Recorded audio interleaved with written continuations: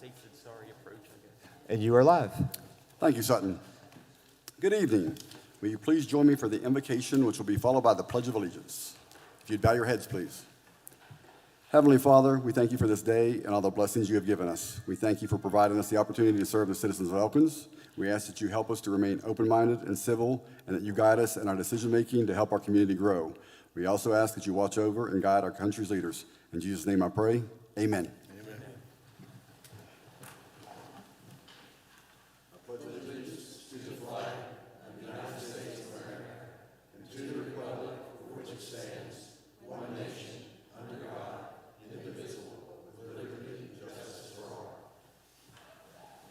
I now call the Elkins Common Council meeting to order, and I will ask our clerk to please take roll. Councilor Ross Fregunera. Here. Councilor Chenoweth. Here. Councilor Kwanzo. Present. Councilor Friddle. Here. Councilor Guy. Present. Councilor Higgins. Here. Councilor Hinchman. Here. Councilor Lowther. Here. Councilor Parker. Here. Councilor Vest. Here. You have a quorum. Okay, thank you. We do have one agenda adjustment, which we will address later. Is there anyone here for public comment tonight?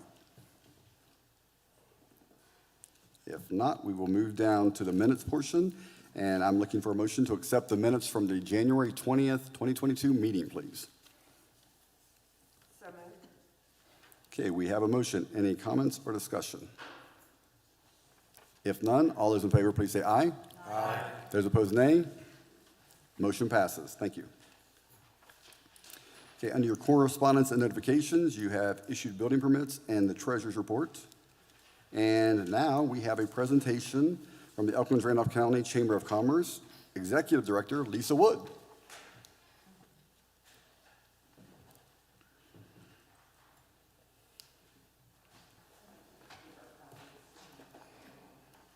Thank you.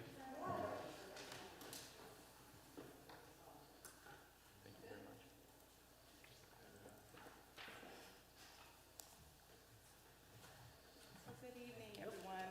I am going to be pretty brief today, and I made the PowerPoint really just so it would be easy and entertaining, and it's easier for me to move through it quickly. So, Lisa, I'm sorry, could you put Sorry. there you go. Thank you. So I'm Lisa Wood, Executive Director, and I just want to say hi to everybody up here. I love that you all are doing this online, and I enjoy looking at the back of all of your guest speakers. So that's funny. So I was very aware they'll be looking at the back of my head tonight. Anyway, the Chamber is here in gratitude this evening, and we just want to update you with some exciting things that have been happening at the Chamber in 2021, and a lot more happening in 2022. So I'm going to make sure Seth and I do it. Yep. So the best term to describe 2021 at the Chamber was collaboration.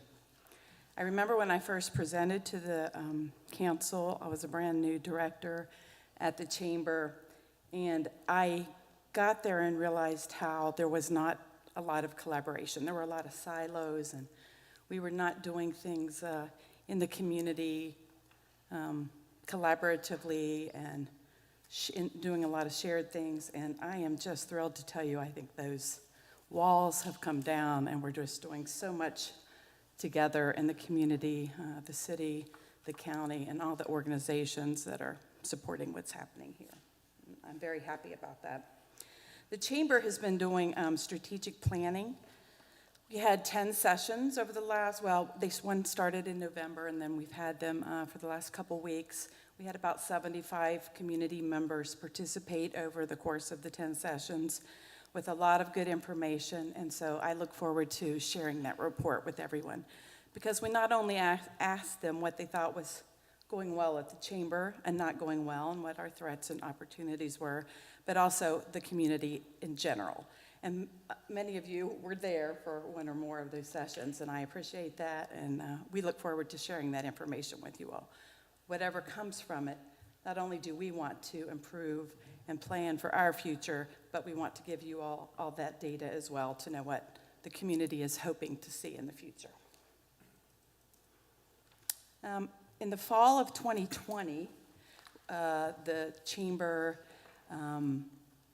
Elkins Main Street moved over to the Wood Tech Center, and didn't know exactly how that was going to go. And since then, the collaboration that I was just alluding to has really taken off, and it's just become a hub of activity. Not only is the RCDA, the Chamber, and Main Street there, but the United Way is there, the marketing office for the CVB is there, and because the large classroom of the technology center is used so much, so many organizations are there. So it's really become quite a hub of activity. The Chamber participates in HubCap, which is the hub's development task force that's in its second or third year. That meets there, and it's an exciting meeting every time because you have all these different organizations, and we're just happy to be a part of that.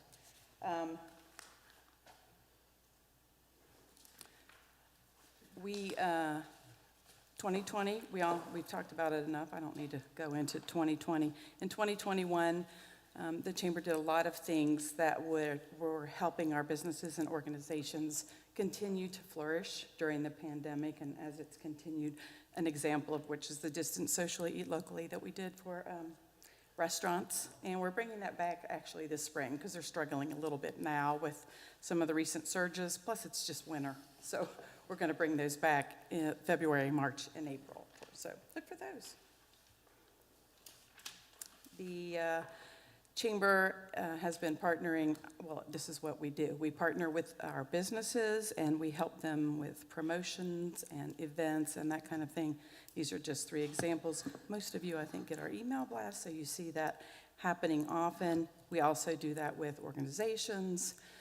Organizations in particular need a little extra help. They don't have marketing and promotional abilities like businesses do, and so we're really happy to help the organizations with getting the word out for their events and fundraisers and things like that. The mission of the Elkins-Randolph County Chamber is to advocate, educate, and network to enhance business opportunities. And we took our 6 or 7 committees that existed at the Chamber when I arrived, and we narrowed that down to 4. 2 of them fit in that advocate category. So our first advocate committee is the workforce, and that is a collaborative with the Randolph County Housing Authority and their Randolph Work Program. Our other advocate committee is the Economic Vitality Collaborative, and that is with Elkins Main Street. And that committee has a special event coming up, and I'm going to save that for the end. They also partner with our Educate Committee to bring that event coming in March. And the Educate Committee is hard at work planning some in-person bi-monthly meetings coming up this spring and summer. We're also working on creating a Leadership Randolph program like the Leadership West Virginia program, and we hope to get that started in late summer or early fall. And our final committee is our Network Committee, and that one's kind of obvious. We celebrate our businesses and organizations. We share and we learn from one another during the networking opportunities.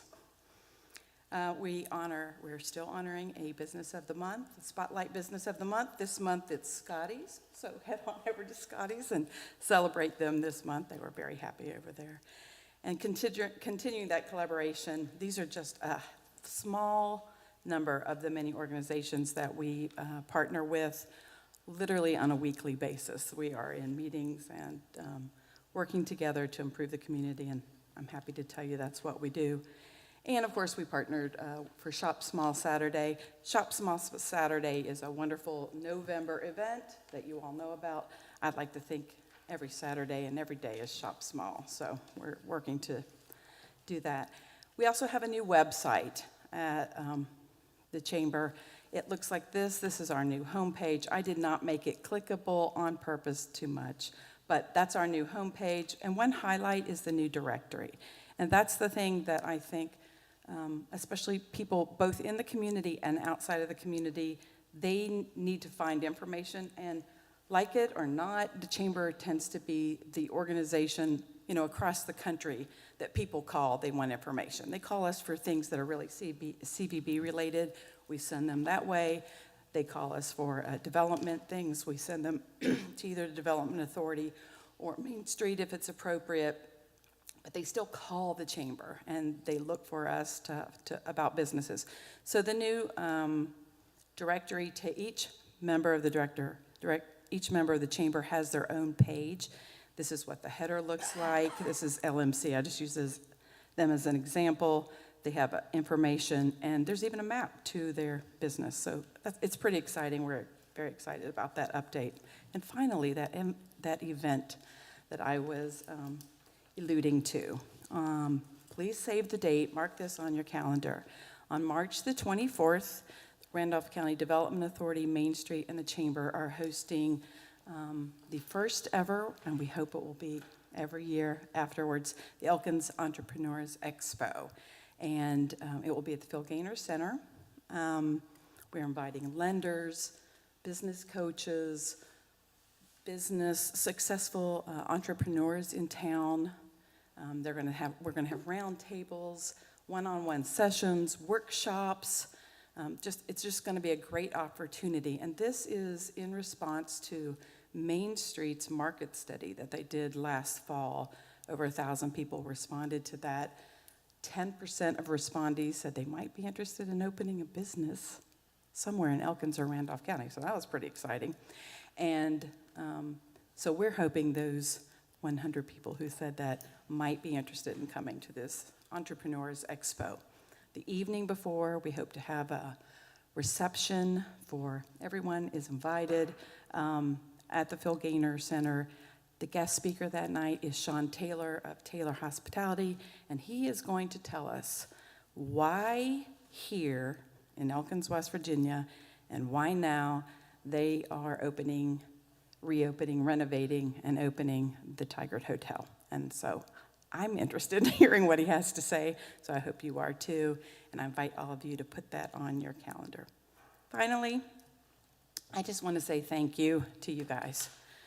I said, Mayor Marco heard this. He happened to be sitting at the Randolph County Commission when I was speaking to them last fall, and I told them, chambers across this state do not have the support of their city councils and their county commissions the way the Elkins Randolph County Chamber does. I could not have told you that if I hadn't attended the chamber directors meeting last summer. And there was a lot of complaining, there's a lot of tension, there's a lot of just negative feelings with their government officials, and they were very jealous when I said, that really doesn't exist in Elkins, Randolph County, sorry. So I just wanted to say thank you. The people in the state are noticing the collaboration and the efforts that are happening here, and we should be proud of that. And I am, and I know you are too, so thank you. And I don't know if you have any questions. I can't imagine what you have any questions, but feel free if you do. I just want to say thank you as well, and we are striving to be a model community, so Good. working together is key. You want to take it from here? Okay. Thank you, guys. Thank you. Thank you. And now we have the strategic plan update by our city clerk, Jessica Sutton.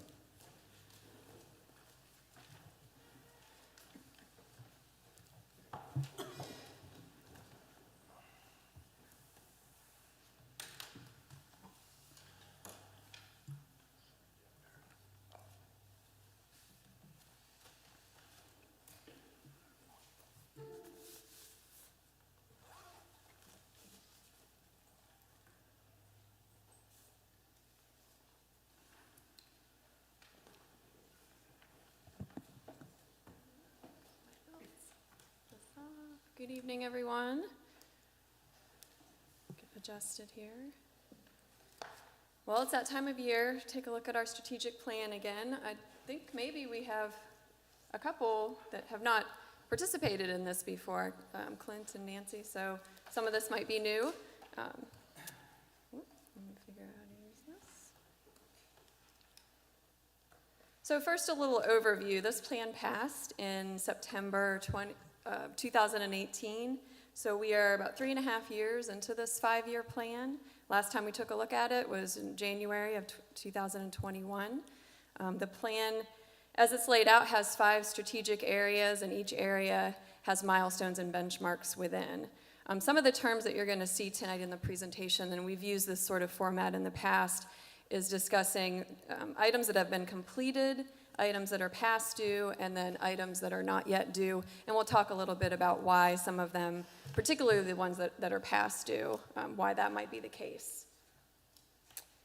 So as I was preparing for this review and identifying some items that fell into the different categories, I did notice like 2 themes that ran through the past due items. One of them is those that were directly affected by the pandemic, for reasons, particularly those that are focused on people having to gather together. So I found that 6 of those, which is about 21% of the past due items, I feel fall into that category, directly affected by the pandemic, which has slowed their progress down. The second category I noticed are things that, as we've progressed through the plan, we've found for whatever reason are really no longer the goals of the city, or they've just been diverted in some way or changed. So we'll talk about those a little bit too throughout the presentation. I found that about 5 of those, of the 28 total, that are past due, and that constitutes about 18% of those past due items. So that's a significant amount, talking about 39% of those items that are past due. I feel like they can be tied to a specific reason. So we have a pretty lengthy vision statement that's included in the strategic plan.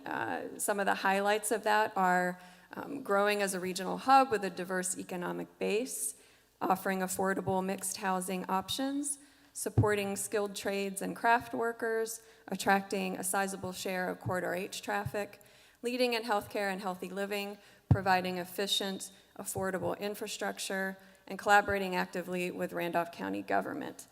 So not only can we measure the success of our plan by checking off items individually, but I think you should have received a press release from Sutton. I believe it was issued yesterday, late yesterday, that talks about the economic and community development that has happened, not only because of efforts from the city and other public entities, but also from private investment. And I think those 2 things support each other, and you'll see a lot of the same themes throughout our strategic plan also appear in that press release.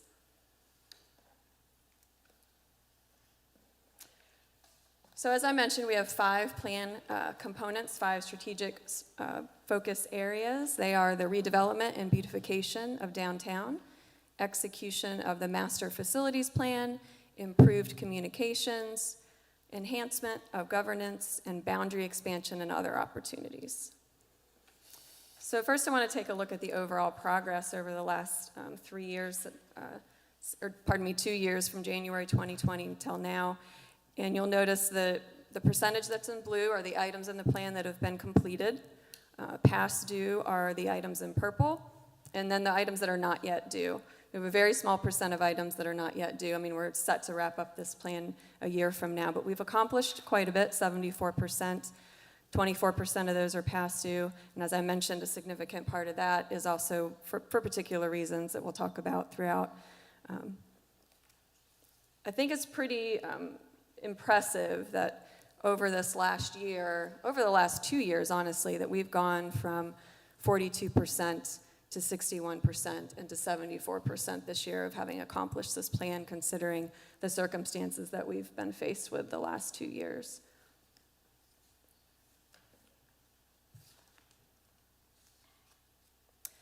So we'll start with Strategic Area 1, which is the redevelopment and beautification of downtown.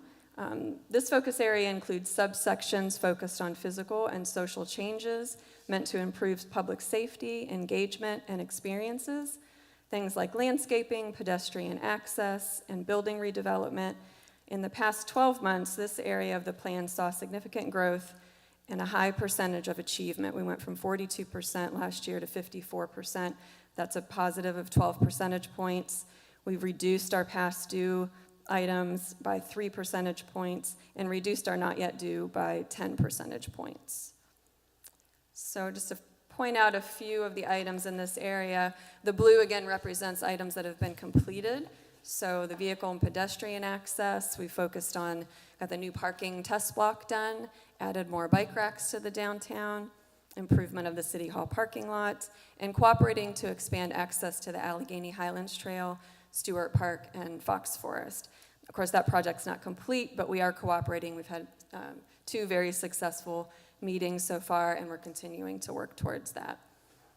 A couple of items that are past due are council meetings being held in each ward and City of Elkins Learn About Government workshops. And I think both of these can really be tied back to the pandemic. I mean, we aren't going to move council around to different wards when for a very long time we weren't meeting in person. But we do feel that in this area, even though we haven't been able to accomplish this, that we have made a lot of strides in making things accessible to the public, our streaming being a really good example of that. And finally, the one item that's left, that's the only one left in the strategic area that is not yet due, is connecting our city parks with walking and biking paths. And we are working on that as well with the trail development and the riverfront development. Moving on to strategic area 2, which is master facilities plan. Again, you can see a pretty significant, actually I think this is the highest growth that we saw in each of the areas, is going from 56% completed to 80% completed, a positive 24 percentage points. We reduced our past due items by 4 percentage points and not yet due by 20 percentage points. So this area references internal physical and organizational goals to improve access, use, and value of city resources. A couple of the things that we've accomplished in the past year: Comp House and Darden House annual review and needs assessment, and also our GIS capability. I think this is one of the most significant accomplishments that the city's had in the recent past. I'm really proud of this. Even though Ben's not under my supervision, I think he brings a lot of value, both in the position that was created and him as an employee personally. He's done amazing things. I hope you all have visited the website and the GIS platform that's available there. He's a wonderful part of our team, and I think that what he does is increases efficiency for our staff and also improves access for the public, and helps to fuel the understanding of some of the things that we do here in the city. So I think he's been a wonderful asset. One of the things that's not yet due is the complete vehicle management plan, which includes EPD fleets and also operations. But I did highlight the police department fleet in blue because we have accomplished that through working with Enterprise, and and I contribute a lot of the credit of that to Chief Bennett. He did a lot of work on that to make sure to get those vehicles all rolled over and in working order, make sure that our officers are operating safe and efficient, effective vehicles. Finally, the sanitation garage project. This is something that is past due. It has been on the back burner for quite a while. However, we have had operations and has met recently with the architect, and that project is moving forward again. So we've jump-started that. Strategic area number 3 is improved communications. So in this area, milestones were set relating to both internal and external forms of communications and covering a wide variety of topics such as citywide emergencies, recurring newsletters, citizen education opportunities, and marketing.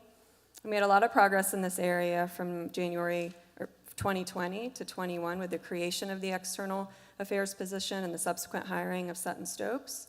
And then the increase in the last 12 months, which you can see from 67% to 75%, I think a lot of that can be contributed to Sutton as well in the creation of that position. One of the things that we accomplished from last year to this year was move forward here, frequent scheduled press releases and or short presentations at council with employees involved. I mean, you all know as well as I do, and the public does as well if they're subscribed to our our newsletter and subscribe to our, to receive all of our notifications, the amount of media that Sutton is able to push out. And I think he does an excellent job. It's accurate, it's informative, it's timely, and I'm really proud of that. So one of the things, or two of the things, excuse me, that are still past due at this point are using community branding to create a promotable sense of self for the entire city. I will say that very recently, we have been meeting as part of the Hubcap group. One of the task forces within Hubcap is arts, branding, and wayfinding. And so that task force has been working with creating, and actually the process of creating the branding is completed. And it just recently has been turned back over to us. We were looking at it the other day, and it's going to be made available to organizations to be able to start utilizing. And eventually, it's going to be also made available to the public and other organizations outside of the Hubcap group so they can pick up and start using that as well. And finally, developing a plan to draw Corridor H travelers into Elkins. That is still on our past due list and something that we still need to be considering. Next, we have Strategic Area 4, which is governance and process. This area takes a deep dive into how the city functions legislatively and administratively. The items set benchmarks for investigation of new ideas and implementation of those ideas that are determined beneficial. As you can see, there are no items in the area that are not yet due, and of the 30% either past due or not yet due that you see in January of 2021, 7 percentage points, or 2 of those items, were completed, and so they moved into the blue, and 3 percentage points, or 1 item, became past due within the last year. So in this area, one of the things that has been completed is review and enhancement of policies directly related to governance. Now, if you look at the strategic plan, it identifies this, but then has us doing it quarterly. And as we've moved through this plan, I'm not sure that is necessarily something that is practical as far as saying quarterly we're going to look at one particular thing, or certainly not look at all of the city code and all of the policies. But I think the Rules and Ordinances Committee and the administrative officers and other committees that touch some of the things that relate to internal and external policies have done a really good job of identifying needs as they have arisen. Some of the things that come to mind are the personnel manual. We've made several changes to the personnel manual over the last 6 to 8 months to improve that, and reorganization of the city as a whole and separating the water and sewer departments. That was a big undertaking, and it was a pretty significant change for the city, and so it took a long time and was very carefully considered before that decision was made. So a couple of things that we have past due in Strategic Area 4 are citizen recognition, council retreats, and mobile council meetings. Again, for obvious reasons, we have not moved out into the community, have not held any council retreats, so that'll still be something that we'll look at into the future. With the citizen recognition, though, this appears under not yet completed because of the way, again, it's framed in the strategic plan. It's identified as being something that's going to appear regularly on a council agenda. And although we're not doing it at council meetings, the mayor certainly does quite a bit of it in proclamations and refresh my memory, what was the hero award? Hero, yeah. Yes. And the other thing that's in the plan, it talks about employee recognition. And although we're not bringing employees to the council meetings on a regular basis, we have an internal monthly newsletter, and every month we're highlighting an employee and interviewing them, pictures, and so I think that's a really good substitute. I think the employees have really appreciated the newsletter, and so we're finding other ways to accomplish these goals. If I could real quick, it's the Extra Mile Hero Program, and we're hoping to do that yearly. Okay, great. And we opened that up for public input so that the entire community could nominate individuals for that, which I want their feedback because we see a limited portion of the community, obviously, so we don't know what everybody's doing that's great out there. So that's why I think it went so well for us. Good. Well, next year we can check that one off our list. Absolutely. Last area is Area 5, which is boundary expansion and economic development. This area is split almost equally between physical municipal growth, or annexation, and opportunity growth, both of which require a high level of engagement with officials, organizations, and individuals outside of the city. And even with the pandemic, you'll notice that a 10% point increase, or 10 percentage point increase in the goals that we've accomplished in the last year. One of those is, and I'm going to attribute this to Lisa, she's still behind me here. This is how it's worded in our strategic plan to establish roundtable discussions with workers, skilled tradesmen, and employees to identify gaps. And even though the city is not the initiator of this forum that Lisa just mentioned earlier, we're a participant and proud to be a participant. And hopefully some of the things, as Lisa mentioned, with the collaboration, the city has in other ways contributed to the ability for them to put this event together. So I think that even though, like I said, we weren't the ones to start it, I would count that as a win for the community and accomplishment for our strategic plan as well. Then we have one of the items that is past due is to promote economic growth and diversification of the local economy through technology and sustainability opportunities using regulatory tools and economic incentives. I struggled with this one a little bit because I find it hard to really understand what a goal would be in this area.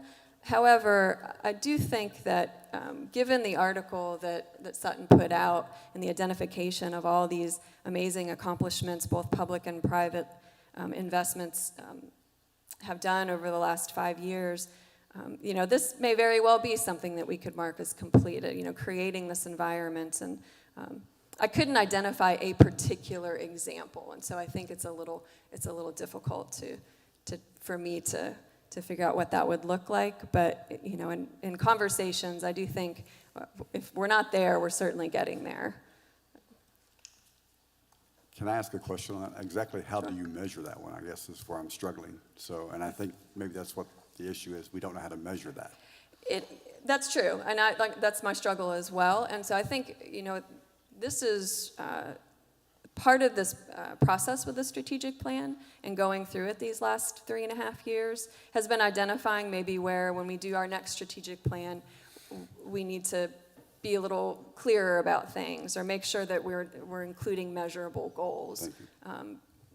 I think that's been a part of the process. This was the first time, I believe, for a while that the city had done something like this. So I'm getting ready and preparing for the next one. We'll have to keep these kinds of things in mind. Councilor Friddle, did you have something? I might just make an observation. I think I can point to 2 examples where we've been able to do this. And one is we eliminated the B&O tax on manufacturing within the city. And also we eliminated the fees associated with paying credit card bills for utility services. And I think those are 2 huge things to people that it affects. Yeah, those are great examples. Great examples. Yeah. So I think we should turn this to blue then, correct? Yeah. So. Well, another thing, just thinking a little outside the box, but trying to promote economic growth and diversification was part also of the draft zoning. I mean, we're totally aware of the importance of making sure that we're providing a viable business environment for those looking at the city of Elkins. And for economic incentives, I know every once in a while we talk about, and I can't remember where this falls in the calendar, but we have done years where you get the first year off for B&O taxes and things like that. So, and I think there's been discussion, how can we make ourselves a more attractive community for small businesses, and that, some of those things are ideas, and those can be certainly measurable to see what happens with that. But I really think the ordinance reflects that as well. Yeah, I agree. And that was kind of brought to my attention earlier, too, after I had prepared this and thought, well, that's a good example of that. I do know for the B&O taxes, we haven't had that occur since the strategic plan started, although it's been discussed, you know, in annexation proposals, but we hadn't actually been able to follow Right, through with right, it yet. right. So, lots and lots of progress. I think there's 117 items total in this plan. 86, I believe, have been, 87 if we change that last one to blue, have been completed. That puts us, to go back to my original slide, that puts us with about, there it is. Well, we've got 24% that are past due and 3% that are not yet due. So I think we've made really significant progress. Oh, and there's another page to this, actually. So just seeing them all written out like that over 2 pages and how small the font has to be in order to fit them all in, I think you all should congratulate yourselves. You've done some really good work over this last year and in the past 3.5 years to really focus in on this plan, follow through with a lot of the items, and refer back to it. I think that's the main thing, and we talked about that when creating this plan, is it shouldn't become a shelf document. It needs to be a usable document, and I think we've been very successful with that. So I applaud all of you.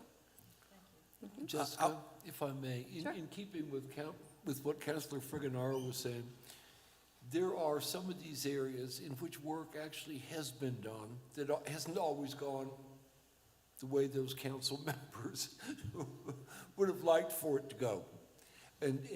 But the work has been done, effort has been made in some of those.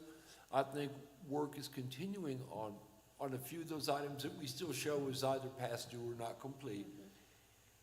And thirdly, I think that through this we're in our second year of the plague, I think we have maintained a remarkably high level of function for a small city, for municipality, through all of that. When you look at the progress that actually has been made, and given the conditions under which everybody has had to try to work and live and get around, I'm not disappointed with what we've done. May I suggest that we start making plans to do an update on the strategic plan? Because it's going to be expiring in another, year and a half, I guess. Yes. It expires. So we should be going ahead and setting down and beginning to think about the next 5 years. And also, I would really appreciate it personally, and I'm sure the other council people would as well. I'd like to get a copy of this. Sure. I think we we could- will post it on the website as well. Yeah. The last time we did an update, it was posted there, so it'll be made publicly available as well. Thank you. Yeah, I printed it off. Yeah, you can print it off. I brought mine. And then one thing that I noticed going through this is a lot of other agencies have sort of picked up some of the things that we thought, or y'all thought, because I wasn't part of this process. But for example, attracting travelers off of Corridor H, and I know at the meeting that we were at together, Tara was saying she's working on a plan to attract more travelers off of Corridor H. So it's some of when we do our final analysis, I think we'll find a couple of situations where, the chamber has sort of taken over some of these things. Looking back at 2018, things were a lot different. There were a lot, I think a lot of agencies are stronger than they were 3 years ago, through leadership and all sorts of wonderful things. But wonderfully, I think some of these things we'll be able to say, oh, somebody else is. Yeah, I think a significant number of them, we certainly didn't do a lot of this alone. There's been a Yeah. lot of collaboration, especially as Lisa mentioned over the past few years. Yeah, it's great. Any other questions? All right, Thank you for. Thank you. you're welcome. Okay, moving down to committee reports. We will start with Councilor Chenoweth. With respect to the Personnel Committee, don't have a report. We'll have a meeting this coming Thursday, February 10th at noon. We're going to talk about sections of the Personnel Manual and also start reviewing the compensation study set forth by HR Align, or Align HR. Thank you. Counselor Guy. Counselor Henchman. Next meeting of finance is on Monday the 7th at 10 o'clock. Would like to say special thank you to all the employees of the city, especially the water, and to the street, because they've been out all night, many of the nights. So thank you, guys. Thank everybody that works for the city. Thank you. Counselor Friddle. Thank you, Mayor.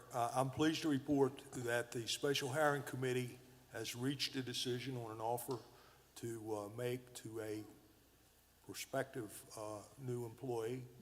That meeting will take place on Monday morning, so we should have some news in the not-too-distant future. Thank you. And I'm so happy to hear you report that.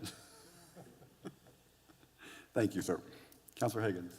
I have no report this evening. Thank you. Counselor Lowther. Parks will meet the 16th of February at 5 at the Phil Gaynor Center. Counselor Ross-Friganera. Rules and Ordinance will meet next Monday at 9 o'clock, and we'll, Wednesday, I'm sorry, thank you. Next Wednesday at 9 o'clock, we'll be dealing mostly with the issue of parking in alleys. And the Planning Committee, Planning Commission had a meeting to discuss the vacancy, which is on the agenda. Our next meeting is up to Chrissy, as to, she's making the hopefully, some of the very final changes to the proposed draft zoning ordinance, and hopefully we'll have those together in the next couple of weeks. We will discuss that at that meeting and hopefully keep moving forward on that. And that's all I have. Thank you. Thank you. Counselor Kwanzo.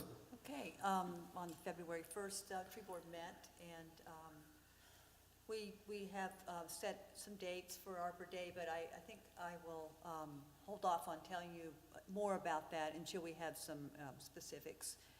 April 29th and 30th will be something you put on your calendars for those days. We did decide to do a grafting and pruning workshop, which will be held at the Cump House. So we'll be working on apple trees, and it will be open to the public. And that will be on March 24th, I believe. Is that a Saturday? I'm sorry. At 2 p.m. So if anybody's interested in this crowd, we'll be giving a news release out to Sutton to get it out to the public here really soon. I just got the word back from David Proudfoot, who will be holding the workshop this morning. So we will be also, Tom Tezar was at our meeting, and we're looking at other places to plant trees. And one of the most biggest places that we have been ignoring is the Bluegrass Park.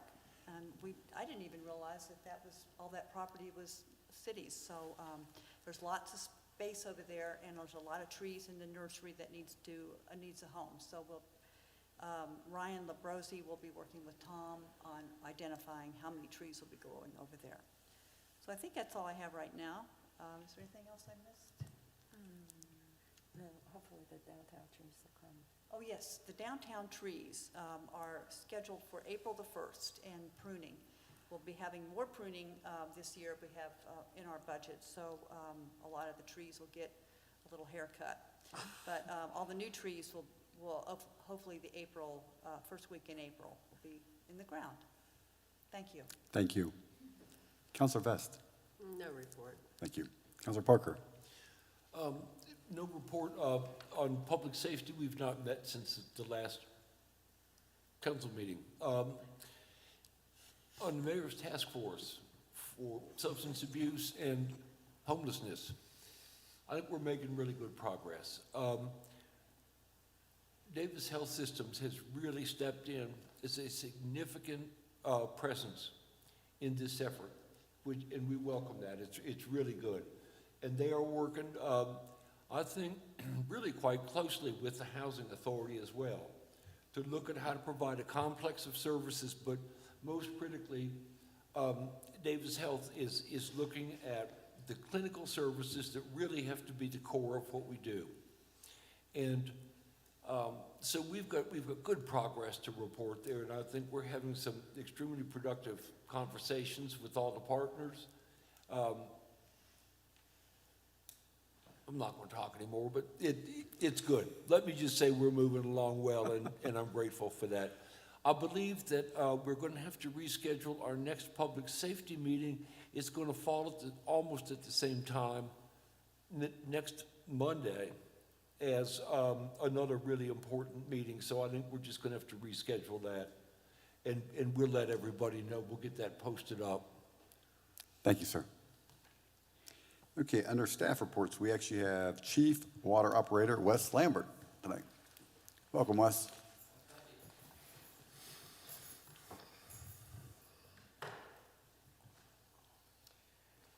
Good evening.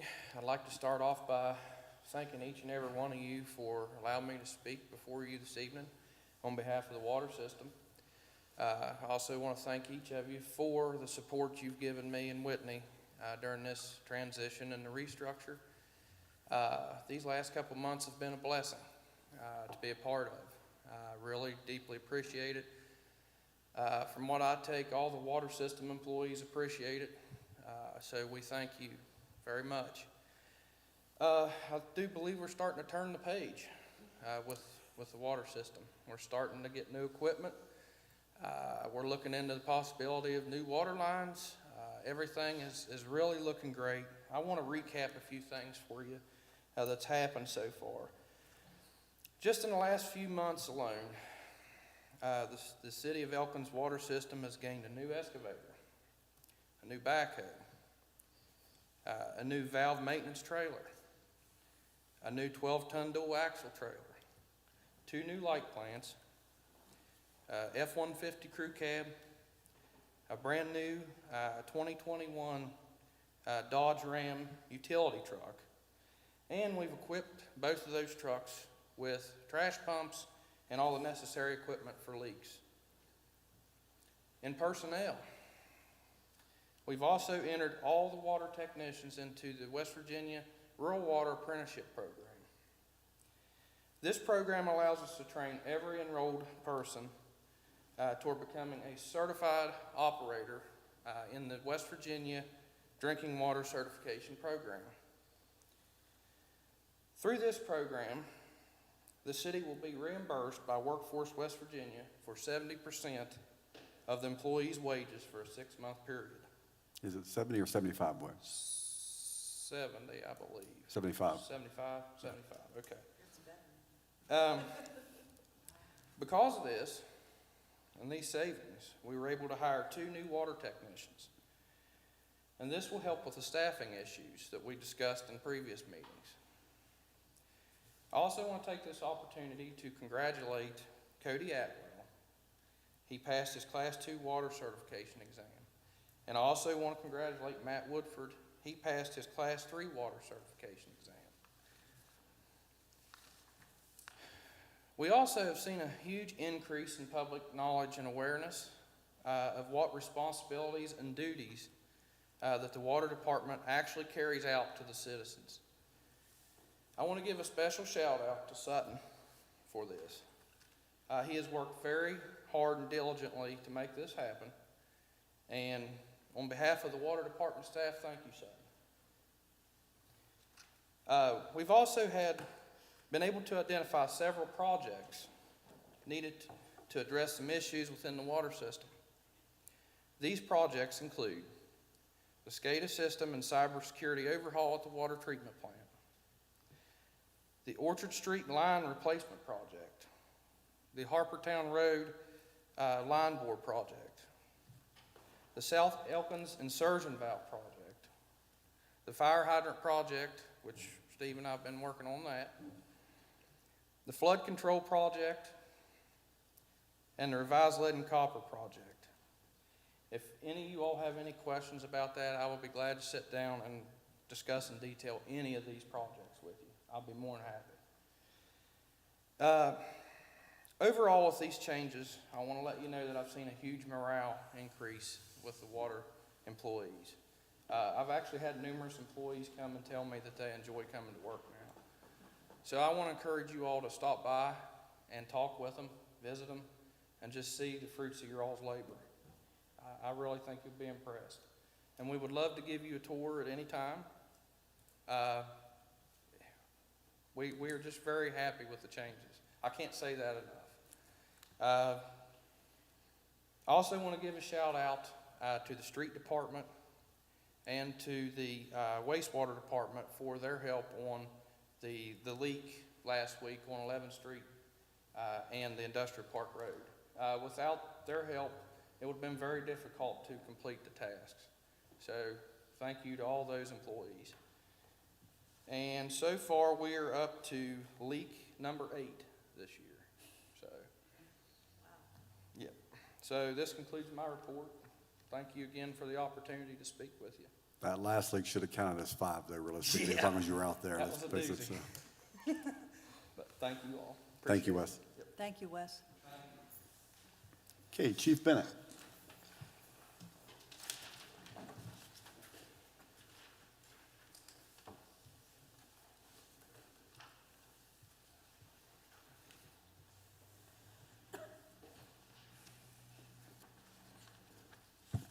Good evening. I'll be pretty brief. We've been busy. First month of the year, we had over 500 calls, so going to be another busy year, it appears.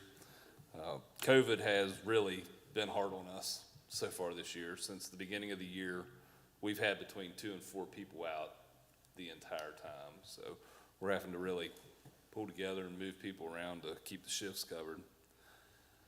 I'm looking at a new report management system. The one we have now is kind of bulky, out of date, and very expensive. The state police just recently switched theirs to a different system, so I'm looking at theirs. The sheriff uses the same system we are. He's looking at it as well, so that maybe we can all switch and be running the same system, hopefully save us several $1,000s a year if we do that. Patrolman Go completed his field training officer program this past week and is going to be released to work on his own as a solo patrol officer. So that's a good thing, get one out of the academy through FTO. We still have one at the academy that's in about his 4th week, so all is going well down there.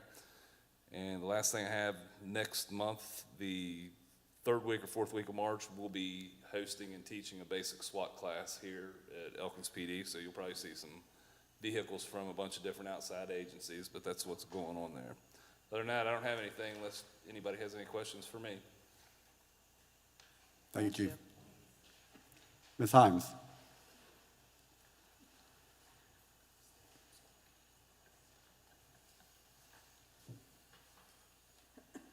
Good evening. How are you guys doing? I'll also keep this brief.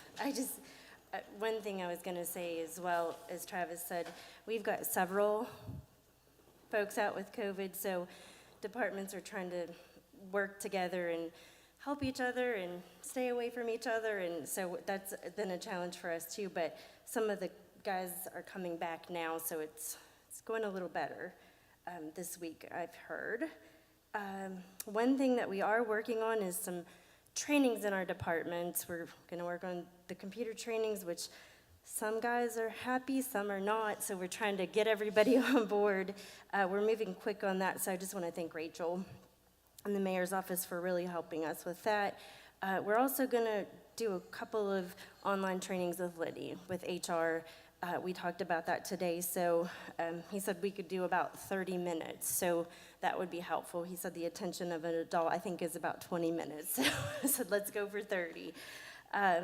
President's Day, City Hall will be closed, but trash will run on regular schedule. So make sure everything is out by 6 a.m. Sometimes the guys go a little sooner. Different areas sometimes on holidays as well.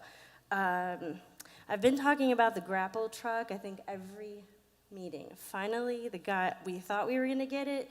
Ralph kept getting a call from the company. They weren't sure if it was gonna be on the lot, and so he and Tim Harper from our wastewater collection department went down to pick it up, so they will be back tomorrow with that. So then hopefully we can get a plan in place for those bulk pickups. I'm thinking we were trying for February, but that's not probably gonna happen, probably until the weather gets a little better. So When we get that, if anybody wants to come and see it, it'll be at the sanitation garage. Let's see. Encova, next week, Amy Young is coming from Encova. That's our workers' comp insurance. So she's gonna come to the safety meeting on Monday, actually, talk to the departments, the safety officers about reporting injuries. Sometimes, if something happens on the weekend and Wendy's not, City Hall's not open, Wendy's not in her office, the guys can call that in so they can go ahead and get a number started if there is an injury or an accident, something like that happens. So we're gonna work with Amy on that. She's a really great person to come and present. And I'm gonna talk with her. I think we're gonna meet prior to that meeting so we can see about how we can revamp our safety committee. So I'll be talking to, I know we've been talking about that a little bit to see if we can make that a little more effective. I just don't know that it works quite as well as it should. But the guys have given me some ideas, so we're gonna talk about that. I think that may be it for me. We're still working on a lot of projects. Oh, the auto auction. That's one thing I forgot. Shanna's working with Danny to get all of the equipment together, equipment and vehicles, to see what we're gonna put in the auto auction. Municipal Properties Committee, I think, gave us a 30 days. So tomorrow is the day. I think everybody's gotten their vehicles turned into Shanna. We gave them a deadline on Friday, so we're working on that too. So if anybody has questions about that, you can just give me a call, or Shanna. She can give you some information if you have any questions about equipment or vehicles on that list. I think that's it. Do you guys have any questions for me? Speaking of injuries, though, we actually had one for your awareness. One of the water department guys went out a couple weeks ago to unthaw a meter. The torch malfunctioned, and basically a fireball hit him in the face, and he got burned from that. We were very fortunate. It wasn't any more severe than it was, but we were very blessed. But like I said, so I'm glad that they're getting that training as well. Yeah, it'll be helpful. Amy's really great, and she'll bring new posters so we can hang that up, and we'll work on putting together some new packets. So they have all the supervisors, water, sewer, operations, all have those packets in their trucks with the phone numbers and everything so that they can call. They can just call that right in, just minimal information. So Thank you. you're welcome. Thank you. Miss Judy.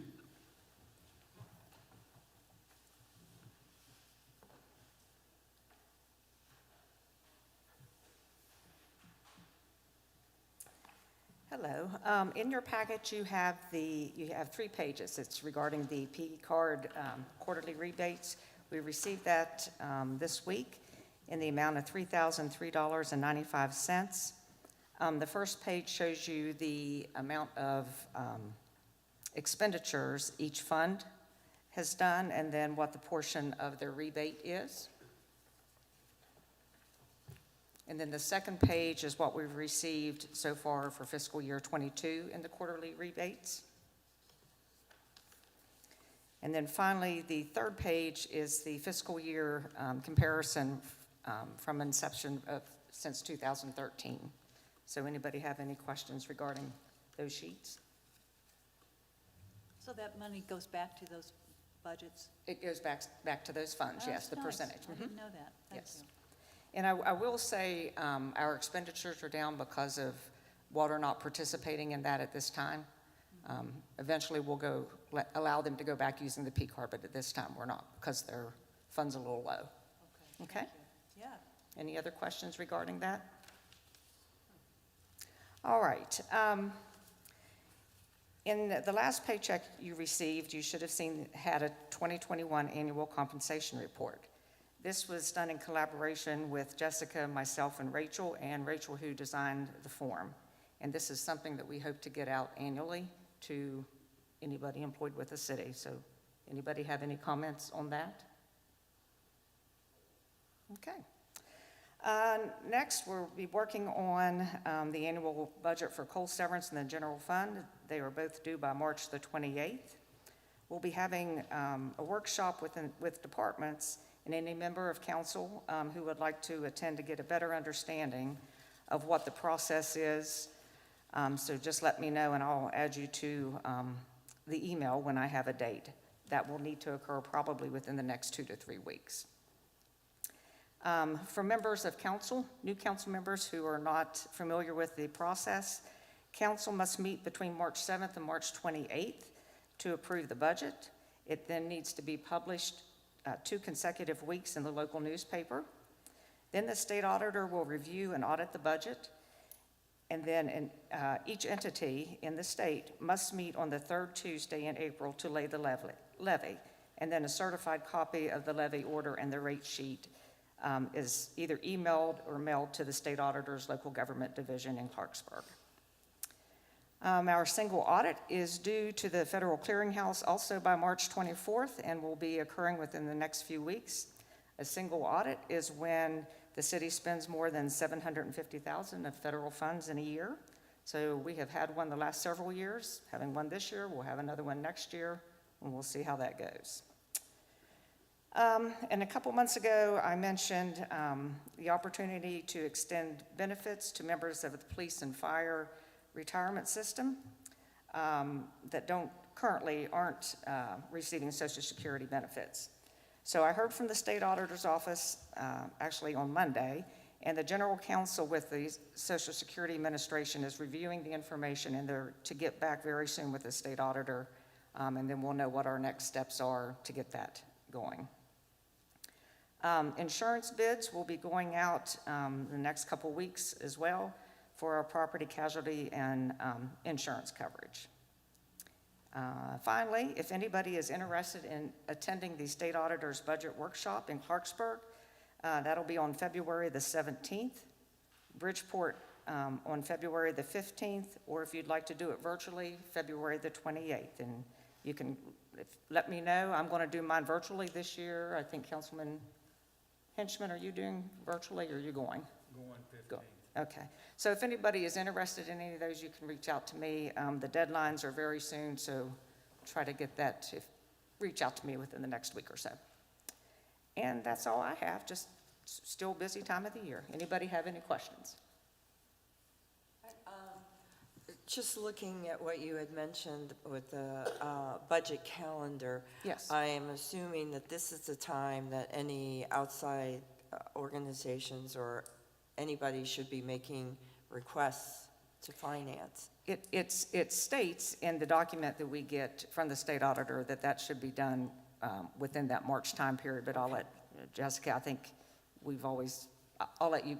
As far speak as to the that. organizational requests, yeah, they typically do that on an annual basis. The ones that we give to each year will do that. Can certainly reach out to them and let them know as a reminder. A lot of them also give presentations during this time period because of that purpose, but we'll work with finance too and see if there needs to be a deadline set to make sure they have them in by. Awesome. All right, thank you. Thank you. Chief Himes.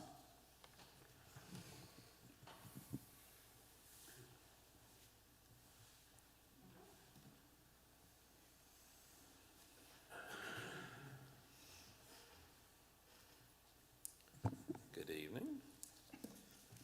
I have to say, for the first time in a long time, it was a normal January. Nothing that defied logic and things like that. We ran 54 calls in January, five building fires.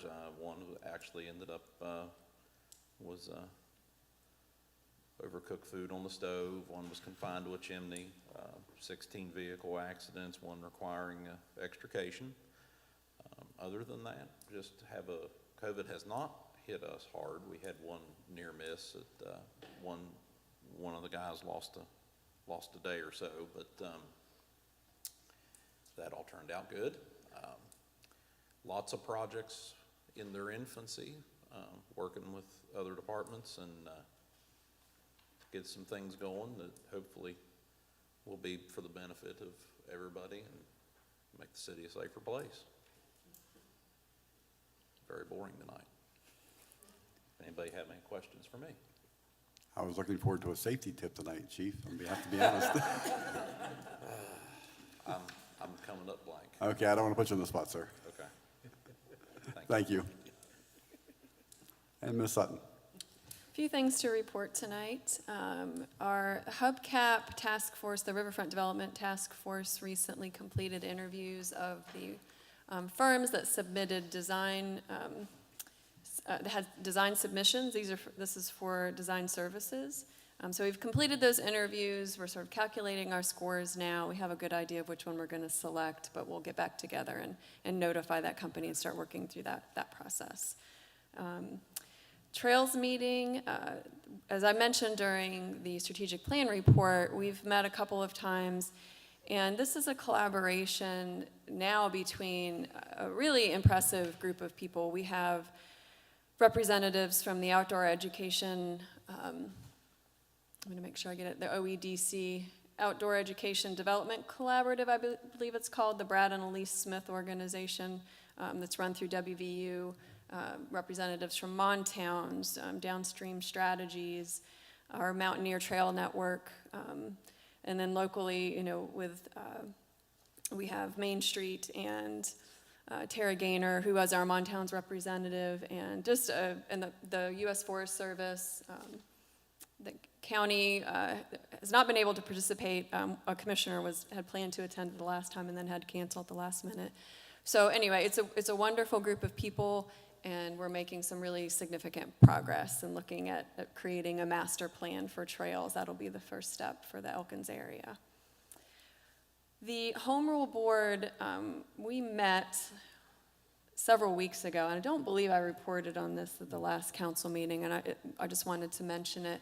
We submitted our proposal a while ago, 30 days prior to the meeting. We met with the Home Rule Board over a conference call. They had some questions about one of the items, and so that was postponed. They wanted some more time to be able to review that with their attorneys, and we are set to meet with them again virtually next Wednesday, the 9th, and hopefully have that resolved and have our requests approved. We had 4 requests that were submitted. One we withdrew. Once Ms. Roberts and I had discussed a little bit further, we didn't see a need for it, so we pulled that request out. The request for the fire department and raising the limit for eligible applicants, the age limit for them to apply, that was approved, but then the 2 remaining questions that have to do with municipal court fees are still pending. So we'll let you know what the outcome of that as soon as we hear. The railing for the stairs that go down into the basement for the part of the parking lot project we have that. That was fabricated for us by Charleston Steel Company. Our architect who helped design that is going to work with our City Hall employees on installation, and from the street department as well, on installing that soon. And finally, the ARPA community applications. The applications are available and open now for submission for those community organizations or individuals who are interested in accessing that 5% that was set aside for that purpose. So the application does advise them that there are restrictions. It provides links to the U.S. Treasury Department rules and also to our strategic plan, because we're asking them, if it's possible to link their request to the strategic plan as well. I haven't looked within the last few days to see how many submissions we've received, but I have received a few emails and phone calls just with clarifying questions. So I think the deadline for that is February the 28th, and then I believe the ARPA committee will get back together sometime in March to take a look at those. And that's all I have, unless anybody has any questions. You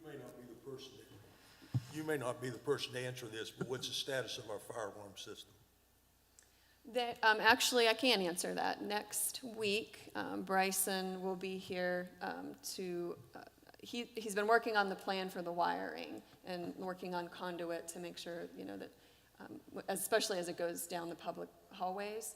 And he will be here next week. Also meeting with Craig, our IT person, to talk about doing that wiring and installing that conduit simultaneously with internet wiring to the 3rd floor. So it's moving forward. Thank you. Okay, that's the end of our reports for the night, and we will go down to approval of vendor invoice payments. I move we pay the AP. Okay, we have a motion. Any comments or discussion? If none, all those in favor say aye. Aye. Those opposed, nay. Motion carries. Under new business, and I'm still trying to get my glasses adjusted tonight, so. Ordinance 295, an ordinance of the City of Elkins, West Virginia, to vacate, abandon, and close a portion of those certain public right-of-ways of an unopened alley known as Coke Lane, which lies behind the Randolph County Housing Authority owned property known as Riverside Place Apartments, formerly known as Allegheny Apartments, located on South Davis Avenue in Elkins, West Virginia. Looking for a motion. Motion to accept. Okay, we have a motion. Any comments or discussion on this? If none, all those in favor say aye. Aye. Those opposed, nay. Motion carries. Resolution 1487, amending the City of Elkins Rules of Council. I apologize, but can somebody, well, I guess we have to have a motion first. I'm looking for a motion to accept, please. So moved. We Can have someone a, explain just exactly what the rule changes are? Well, there's several. So there's two sets of rules that are currently in existence. First is the rules of council, that the standard rules that have been in place, I believe, since 2013, maybe. And then there's a set of temporary rules. So for the council rules, there's several things that changed. Some of them changed in response to changes in the charter, and it just updated the language, the definitions of the standing committees and things like that. There was also some language just about that referenced meetings that were in the charter that weren't reflected in the council rules, so I made those changes as well. And most of that is in the first couple of pages.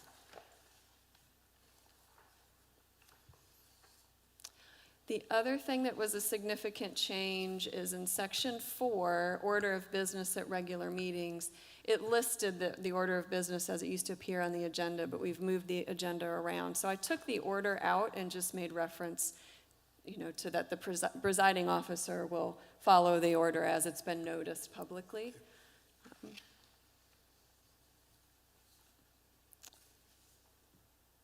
There are, let's see. Just want to point out any of the significant changes.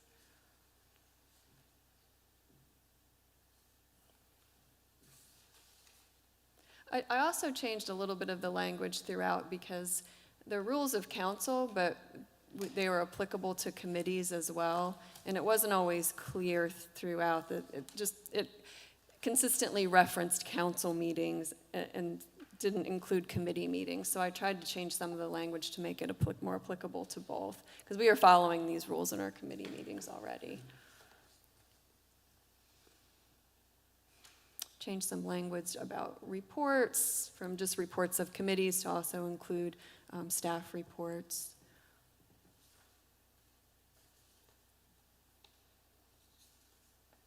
I think those were the most significant changes, unless anybody had some questions or any questions about anything else. The second part of that is the temporary rules of council. These were adopted in response to the pandemic and have been changed. This is the second change to those rules. And I updated the persons who were allowed to attend. I removed item C about residing in a household with a person. And this is in response to the CDC guidelines and recommendations. The most recent CDC recommendations I found were from December 27th of 2001. So some of the language about the number of days has gone from 14 days to 10 days in some cases, 5 days in some cases. It depends on your exposure, your vaccination. And also talking about how long you have to wear a mask for. Any other questions about those? I just had Can you use your microphone, please? Thank you. Yes, I just had a few questions. Under the descriptions of the committees and what they are in charge of, looking under, it's like page 2.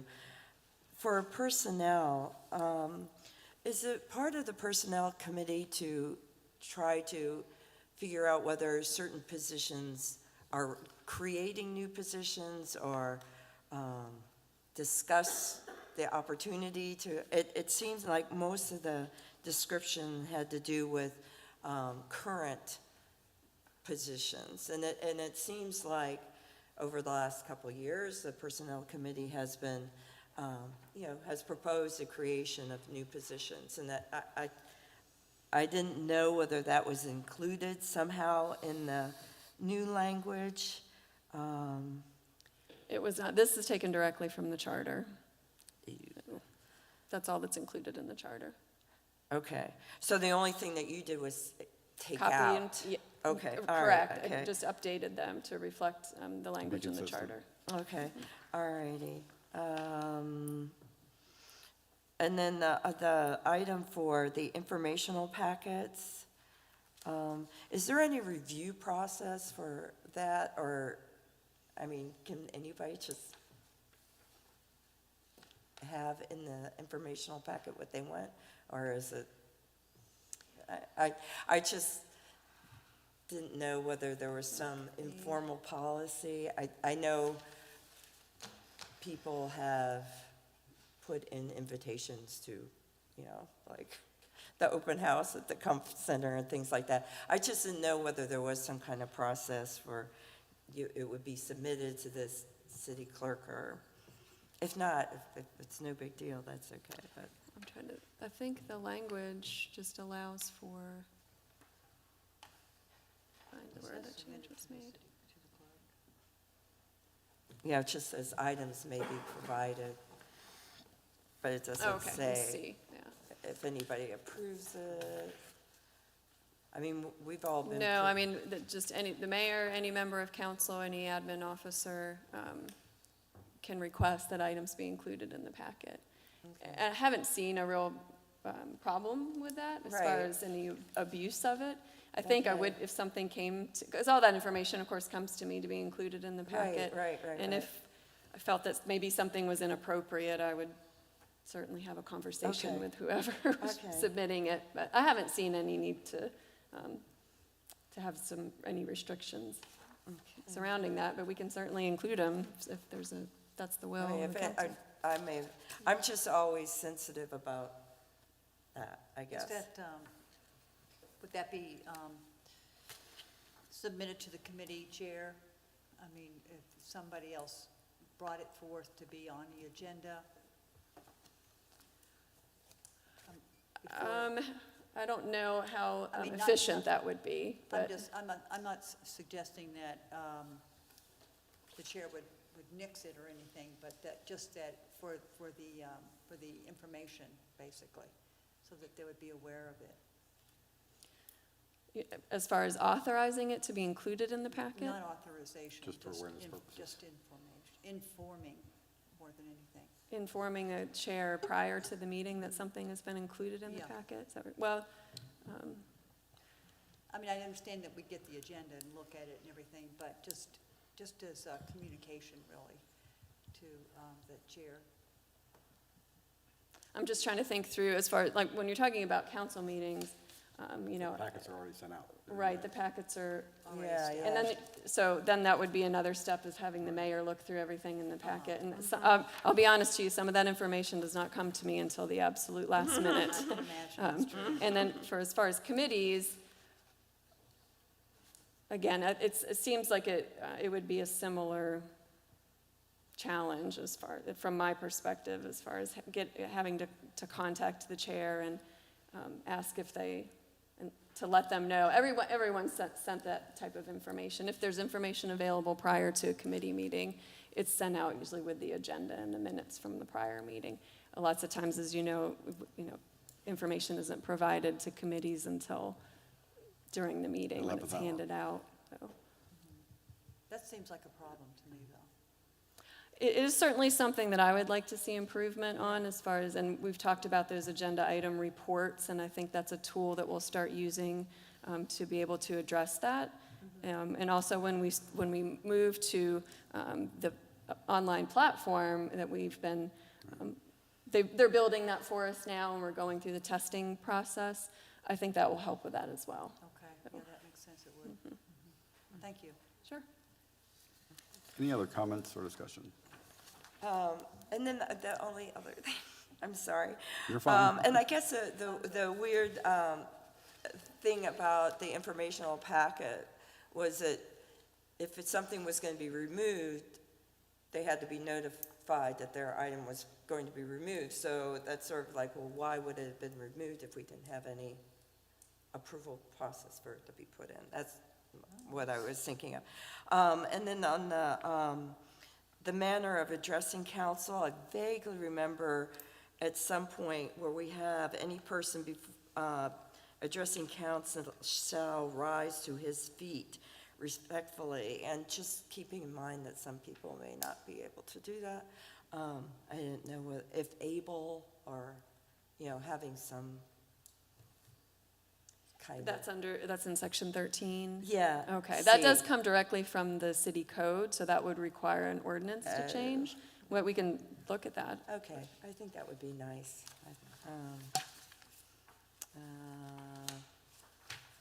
And then,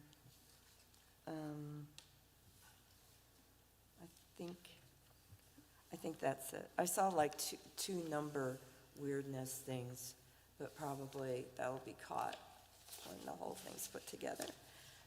That's it. Thank you. Any other comments?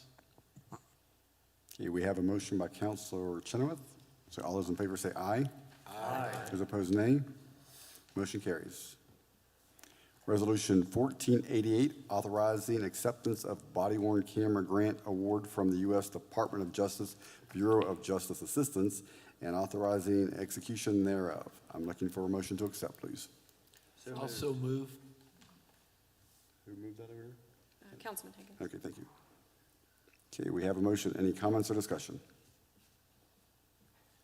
I'd like to ask Chief Bennett if he would share his thinking on this with members of council. Absolutely. This grant is a $30,000 grant toward body-worn cameras. My opinion, in 2022, a body-worn camera is as standard of a piece of police equipment as handcuffs are. The guys want them. It's probably going to be a mandated thing within the next couple of years that every police officer have a body-worn camera on anyway, and this is an opportunity to have $30,000 toward that end.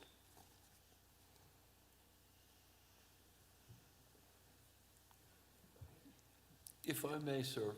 Yes. The chief and I spoke before the meeting. I had not fully understood what is being proposed with the grant. And what the chief and I discussed was that this is specifically for body cameras, that we can probably, in all likelihood, correct me, chief, if I'm getting off base here, that we can acquire the body cameras for within $65,000. It does not obligate us to move on with the acquisition of the vehicle dash cams. What we do know is that we will need to have a data management system, storage and management systems for the body cams. When the point comes that we're going to dash cams, we'll have to do the same on that. I was not in favor of going for the whole $300,000 shot that we were looking at. But we have a case in federal court right now involving one of our officers.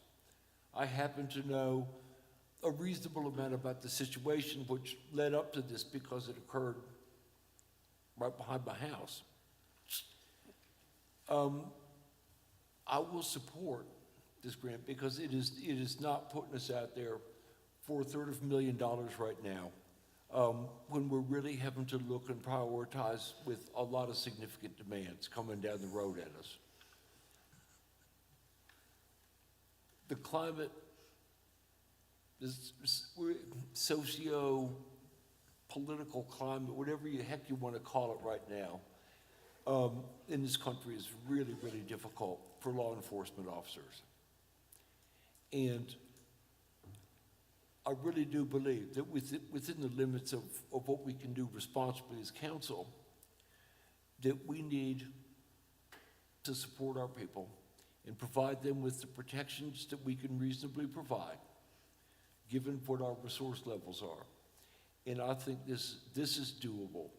And I'd spoken with other members of council about this, and they knew I was opposed to the $300,000 buy-in. But on this, yes. And I will support this. And I think it's in the best interest of our department and therefore of our city. And if we're going to continue to have good officers and retain good officers, we need to provide the protections that we can. Thank you all. Thank you. Any other comments or discussion? I have several questions, sir, if I may. Yes, sir. Travis, can you tell us what the total cost of the body cams are going to be? I cannot. The only quote that I've received was for the entire package, which was the $300,000, which included body worn and vehicle cameras. So we don't know what the total cost of the body cams are. No, I can tell you is that the average cost is generally, depending on the brand you get, between $3,000 and $4,000 per camera per officer. So that would be between $45,000 and $60,000. Okay, now, does that include? That includes everything. That includes the software? Yes, that includes, to that's manage total all cost for training, policy, record storage, everything is between $3,000 and $4,000 per camera per officer. And you have, now, as far as the protocols go on the storage and use of the video equipment or of the videos that are received, are we doing that in-house or is someone else doing it? With this grant, one of the stipulations for this grant was that your body-worn camera policy be reviewed by the Bureau of Justice and approved. They assist you with that and actually have a policy writing program that I've already been through and developed a body-worn camera policy that's acceptable by them. Any of the companies that we would choose for this have their own storage, and it would all be a cloud-based storage program. The redaction, release, and everything is according to how our policy is written and what our protocols are on that. But that hasn't been completed yet, is that correct? That is complete. The policy is completely written. Has anybody seen it outside of your department? No, they have not. Okay. I've just got to say, I'm very uncomfortable with this, although I certainly support our police officers and the safety of their person. And I think the council has been very generous with support of the police department. I think if you look at the renovations of the police department, the new vehicle fleet, the MRAP vehicle, the special allocation for vests and guns that we had to buy when we were contemplating some of the problems we were facing. And I'm very disappointed, Travis, and I have all the respect in the world for you, but I'm very disappointed that before this grant was submitted, that it wasn't discussed with council. So that being said, I'm opposed to accepting this grant. You're opposed because? I don't think we know what the cost is ultimately going to be at this point, and it could be significantly more than what we think. And until we know definitely what that is going to be, I'm very uncomfortable with that. I'm not saying we don't need body cams. Maybe we do. But I just want to know what we're getting into before we do it. And I believe that if it's mandated by a governmental organization that we have to have body cams, that they will pay for them. And it won't be coming out of our treasury. And the other thing that bothers me is we're taking $30,000 out of the Financial Stabilization Fund, which I can continue to object to spending that money for these kind of things. Thank you. Chief Bennett, Yes. what is the deadline for our response to this grant? It will be sometime in February. What's that? It'll be sometime in February that the contract will actually be out. I said early February.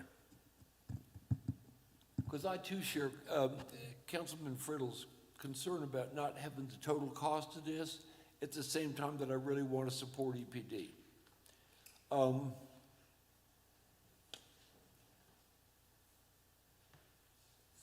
it leaves me just,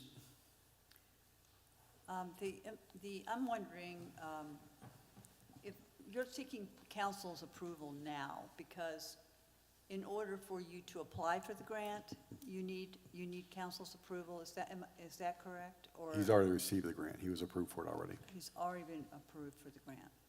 Then what is it that we're voting on? To allow him to actually accept the grant on behalf of the city. Accept the grant. May I? Yes. Yeah.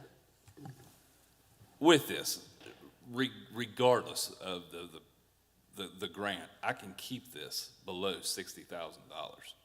Any way you slice it, the grant is for up to $2,000 per officer in your department. If I had to, which I know it's not, I can guarantee you that we can have a full top-of-the-line body cam program for $60,000 for 15 officers. In the event that overnight the price of body cams quadrupled, we would still keep it below $60,000. If we had to buy 10 and hot potato them between officers, between shifts, we would do that. You are not going to be paying over the match on this grant, any way you slice it. Do you have dash cams now? We do not. We have no camera system whatsoever, and I can tell you that the first question out of the attorney representing the city in the federal lawsuit that we're in right now was, can I have your dash cam or body cam? It's that, I mean, it's that easy. It's $30,000, or you can risk however many million you lose in federal court, because I'll tell you, the standard is having a camera. That's the standard, and we're below it, and have been. And you're not asking for dash cams, right? You're just asking for body cams? Correct.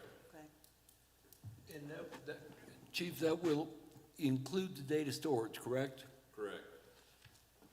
And then the management protocol is something we've already discussed with the city attorney through the Public Safety Committee meetings.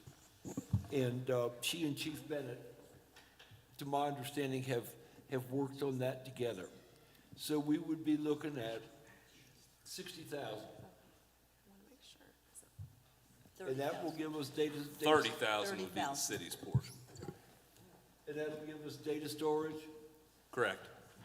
That's the entire thing. I think we have to support the police department here. I mean, I think it's important, and I totally agree in this.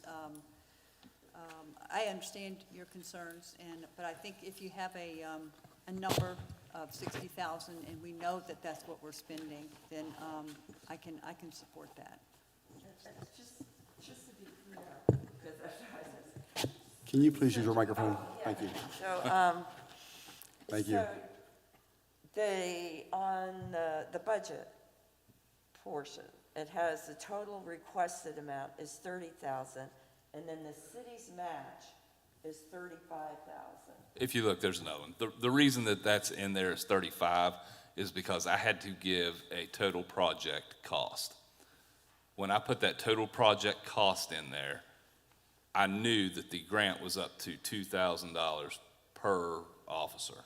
So when I put that amount in, I went 5,000 above it to ensure that we would I see. be Okay. over that. But the city's match portion is actually 30,000. If you go into the second part of it, it's a 1-to-1 grant.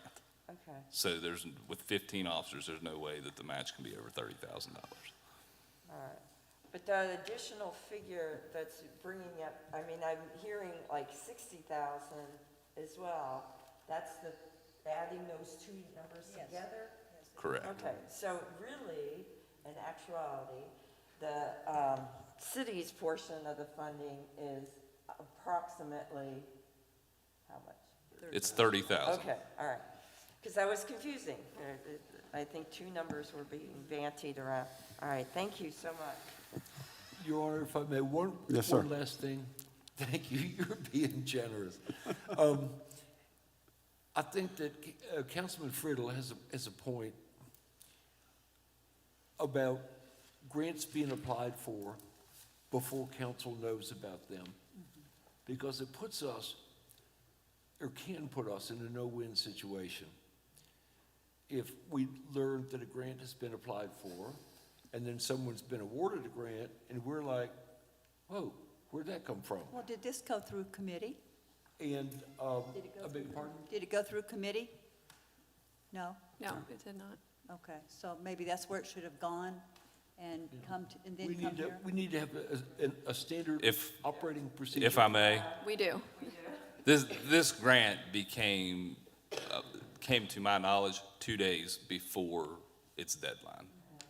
And knowing, Is that like 2 days ago? no, this was back in, I believe it was August when it was And I know that actually does happen submitted. too, But the but I- deadline, I had 2 days to make a decision on that. And I did what I felt was in the best interest of the police department and to protect my men. And I would make that same decision tomorrow.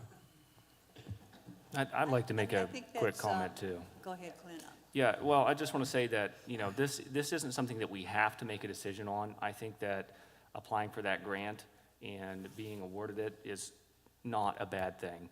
And I also want to say that this is an important tool, not only for our police officers, but for citizens and community members alike. And that is why I choose to support this. Maybe for the future, it would just be, since it's been a while, and you had applied for it, maybe it would be, so you had to do that, and I get that. But maybe next time you could bring it to the committee, to let them know that you had done that, so that council could just be aware. Yes, ma'am. Okay, thank you. But I support what you did. I totally support what you did. Any other comments or discussion? Okay, I'm going to ask for a roll call vote on this, please.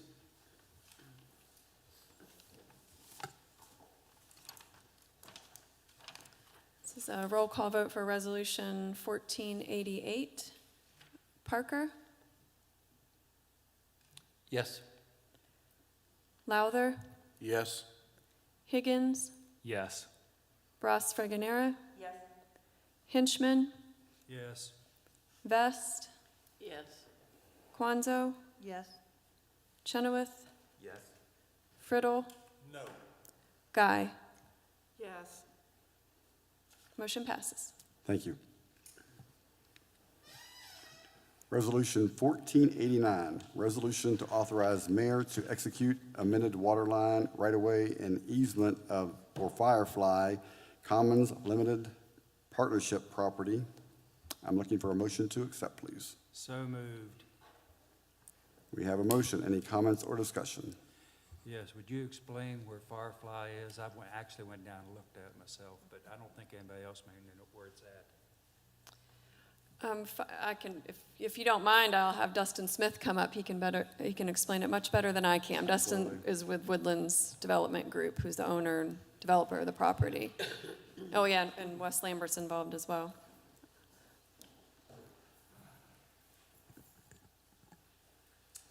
Yeah, good evening, everyone. For those of you I haven't had the pleasure to meet, my name is Dustin Smith, and I work for Woodlands Development Group. And we're currently developing a site on Wilson Lane. And so this is our project right here, if everyone can see me, which is that. So as you're looking at the site plan here, Wilson Lane is running down this way. This is the alleyway that connects over to Ace Hardware. And as we were developing the property, we realized that there was a 15-foot right-of-way for a city water line that runs right through here. And that is a 24-inch water line that is no longer active. So we are asking the city to vacate that, as it does interfere a little with the porches for this townhouse here. I had went down and inspected that water line, and Wendy can abandon that portion. Wes, it's not the entire line, is that correct? It's just a portion of it. Yeah. Just a portion of the line? Okay. Thank you. Does anyone have any questions? All I know is that you had to wait the entire meeting to. So, congratulations, you got my vote. Okay, we have a motion. All those in I have favor? one question. I'm sorry. How many units are going to be down there? We're building 16 units, 7 buildings total. And they are in the city limits? They are, yeah. Okay. We had that property annexed into the city years And if I remember right, that was $2 million project that we approved. Sorry. Any other comments or discussions? If none, all those in favor say aye. Aye. Those opposed, nay. Motion carries. Thank you, gentlemen. Resolution 1490, approving a full-time regular employee status and confirming compensation level for Sea Golf. I'm looking for a motion to accept, please. So moved. We have a motion. Any comments or discussion? If none, all those in favor say aye. Aye. Those opposed, nay. Motion passes. Consideration of appointment to the Elkins Planning Commission. We need a motion on this one? I think we need to go into executive session since this is a personnel matter. All council and if Jessica can come as well, the city Okay. clerk. 8:41, and we're entering executive session.